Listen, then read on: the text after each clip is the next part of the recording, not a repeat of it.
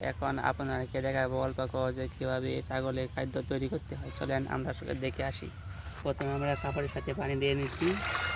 অল্প পরিমাণে পানি দিয়ে তা ভিজিয়ে রাখতে হবে। কতক্ষণ ভিজিয়ে রাখতে 1 থেকে 2 মিনিট ভিজিয়ে রাখতে হবে। তারপর ভিজানো হলে হাত দিয়ে গুলতে হবে। এভাবে লাগাইতে তখন খাদ্যের মাঝে পাত্র থাকবে, তা পাত্র নিচে বসে পড়বে। এবার লাগাইতে এক সময় তো পাত্র নিচে বসে পড়বে, তখন হাত দিয়ে এভাবে তুলতে হবে। তুলে যেখানে পাত্র উঠেছে পাত্র দিকে পালিয়ে দিয়ে পানি মিশ্রণ করে তারপর ছাগলকে দিতে হবে। এখন লাগাতে দিতে তারপর পাত্রটি নিচে বসবে। তারপর আপনারা হাতে ধরে এভাবে পালতে এক সময় দেখবেন শেষ হয়ে গেছে পাথর। তারপর ছাগলকে খাওয়াতে পারবেন। আর যদি পাথরের সোজা ছাগলকে খাওয়ান তাহলে ছাগলের পাতলা পাকানো হতে পারে।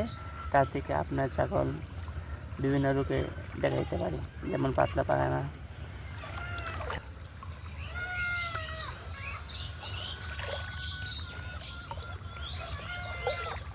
হাতে লাগা আপনারা দেখতে পাচ্ছেন যে এভাবে লাগাইতে কতগুলি পাথর একসাথে জমা হয়েছে।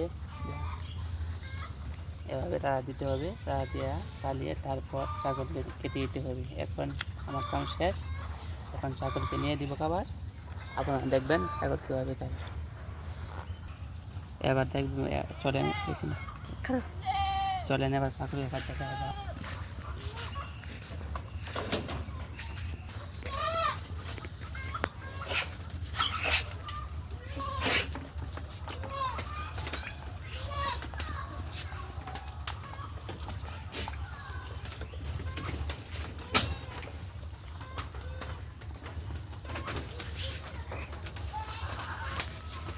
আপনারা দেখতে পাচ্ছেন যে ছাগলের খাদ্য তৈরি গেছে।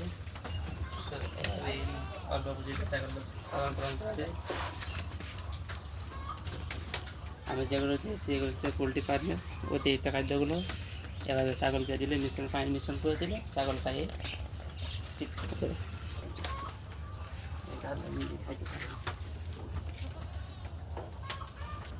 আমাদের ফার্মে মোট 15টা ছাগল রয়েছে।